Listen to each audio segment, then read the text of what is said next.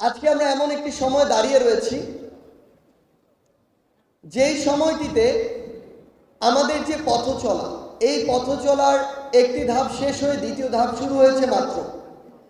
কিন্তু এই ধাপে বেশ কিছু জিনিস, বেশ কিছু বিষয় দেখা যাচ্ছে। আমরা স্পষ্ট করে প্রত্যেকটি জায়গায় বলেছি, 24-এর ছাত্র জনতার অভ্যুত্থানে ফ্যাসিস্ট হাসিনার যে আমরা পতন ঘটিয়েছি, ফ্যাসিস্ট আওয়ামী লীগের দালালরা ব্যতীত বাংলাদেশের সকল দলের, মতের, ধর্মের, বর্ণের, বয়সের মানুষের স্বতঃস্ফূর্ত অংশগ্রহণ ছিল বলেই এই অভ্যুত্থান সফল হয়েছে। এই ক্রেডিট সকলের, এই আন্দোলনের মাস্টার মাইন্ড, এই আন্দোলনে অংশগ্রহণকারী সকল আন্দোলনকারী। আমাদের একটি স্বভাবজাত বৈশিষ্ট্য রয়েছে, আমরা অন্যকে ছোট করে বড় করতে চাই। এটাই হচ্ছে সবচেয়ে বড় সমস্যা। আমরা যদি বড় হতে চাই, আমরা আমাদের কাজের মাধ্যমে হই। যে যে অবস্থায় রয়েছে তাকে অতিক্রম করব আমরা আমাদের ভালো কাজের মাধ্যমে। আগামীর বাংলাদেশে আমরা এমন একটি বাংলাদেশ চাই, এই যে আমাদের সংবিধান, যেই সংবিধান আমাদের মামুন ভাইকে রক্ষা করতে পারেনি, যেই সংবিধান আমাদের 2000-এর অধিক শহীদ ভাইকে রক্ষা করতে পারেনি, যেই সংবিধান বাংলাদেশের বিভিন্ন নিরাপত্তা রক্ষাকারী যে বাহিনী, তাদেরকে দিয়ে এই যে নির্বিচারে লিথাল ওয়েপন দিয়ে গুলি চালানো হয়েছে, এই গুলি চালানো থেকে রক্ষা করতে পারেনি, যেই সংবিধান আমাদের নিরস্ত্র ভাই বোনদেরকে পুলিশের হামলা, ছাত্রলীগ, যুবলীগ, আওয়ামী লীগের ক্যাডারদের হামলা থেকে রক্ষা করতে পারেনি, যেই সংবিধান 1971 থেকে শুরু করে আজকে পর্যন্ত 2024 সালে এসে আমাদের জীবনের নিরাপত্তা দিতে পারেনি, দেশে সুশাসন প্রতিষ্ঠা করতে পারেনি, ফ্যাসিস্টের স্টাবলিশমেন্ট যেটি ছিল সেটি রক্ষা করতে পারেনি, সেই জায়গায় ফ্যাসিস্টের যে স্টাবলিশমেন্ট ছিল সেটিকে ধ্বংস করতে পারেনি। এই প্রত্যেকটি জায়গায় যেই সংবিধানটি ব্যর্থ হয়েছে, অকার্যকর বলে প্রমাণিত হয়েছে, সেই সংবিধান কি বাংলাদেশের মানুষ চায়? সেই ফ্যাসিস্টের সংবিধানকে আমরা চাই? এই সংবিধানের মাধ্যমে আগামীতে আমরা কি আবার কোন ফ্যাসিস্ট সরকার চাই?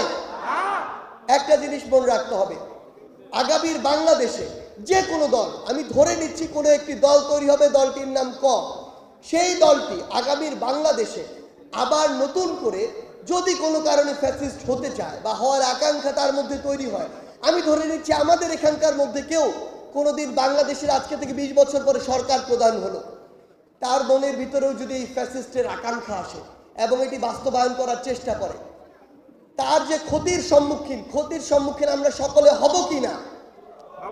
আমাদের সবচেয়ে বড় সমস্যাটি বিগত 16 বছরে যেটি ছিল, আমরা মনে করতাম যে আজকে ফ্যাসিস্ট আওয়ামী লীগের কোনো একজন কোনো একটি জায়গায় ক্ষমতার অপব্যবহার করছে মানেই শুধু তারা ক্ষতিগ্রস্ত হচ্ছে। যতদিন পর্যন্ত না আমাদের গায়ে আঘাত আসছে, আমরা ওই জায়গা থেকে নিজেদেরকে দূরে রাখি। কিন্তু সবচেয়ে বড় কথা হচ্ছে, থুতু যখন একবার উপরে ছোড়া হয়, কোনো না কোনো সময়, কোনো না কোনোভাবে সেটি আমাদের গায়ে এসে পড়বেই। তার ফল আমরা প্রত্যেকটি জায়গায় দেখেছি। যখন সিন্ডিকেট তৈরি হয়েছে, পুরো বাংলাদেশে এফেক্টেড হয়েছে। যখন কোনো জায়গায় চাঁদাবাজি শুরু হয়েছে, ওই চাঁদাবাজির দ্বারা ওই সংশ্লিষ্ট সকলে এফেক্টেড হয়েছে।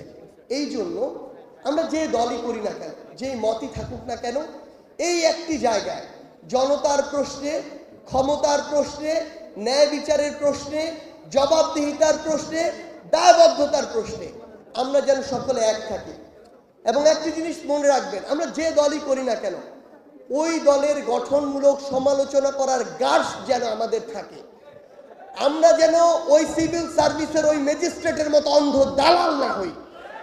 সে যদি ওই ফ্যাসিস্ট আওয়ামী লীগের একজন দালাল না হয়, সে কিভাবে একটি দলের পক্ষ নিতে পারে? সে তো এই সিভিল সার্ভেন্ট হিসেবে জনগণের পক্ষ নিবে, সে তো সিভিল সার্ভেন্ট হিসেবে দেশের পক্ষ নিবে, সে কিভাবে একটি দলের পক্ষ নয়? এমন দালালদেরকে এই দেশের সিভিল সার্ভিস থেকে খুঁজে বের করে বরখাস্ত করে শাস্তির আওতায় আনতে হবে। এই দেশটি কোন দালালদের জন্য? জনগণের ট্যাক্সের টাকায় তাদের বেতন হয় কি দালালি করার জন্য? এই সকল দালালদেরকে অবশ্যই ব্যবস্থার আওতায় আনতে হবে। আমাদের জায়গা থেকে আপনাদের উদ্দেশ্যে একটি স্পষ্ট বার্তা, যে কোনো জায়গায় যদি অন্যায় দেখেন, লিগ্যাল যে ওয়ে রয়েছে, সেই ওয়েতে আইনগত প্রক্রিয়ায় আমাদের নির্দিষ্ট জায়গাটিতে যেতে হবে। আইনগত প্রক্রিয়ায় কোনো পুলিশ হোক, প্রশাসনের কেউ হোক, বিচার ব্যবস্থার কেউ হোক, কোনো একজন যদি সহযোগিতা না করে, ন্যায় বিচার পেতে যদি সহযোগিতা না করে, বৈষম্য বিরোধী ছাত্র আন্দোলন পুরো বাংলাদেশের ছাত্র জনতাকে এই কথা দিতে চায়, যদি ন্যায় বিচারের ক্ষেত্রে আপনি কোথাও অসহযোগিতা পান, আমরা সকলে আপনার সাথে আবার রাজপথে নামব।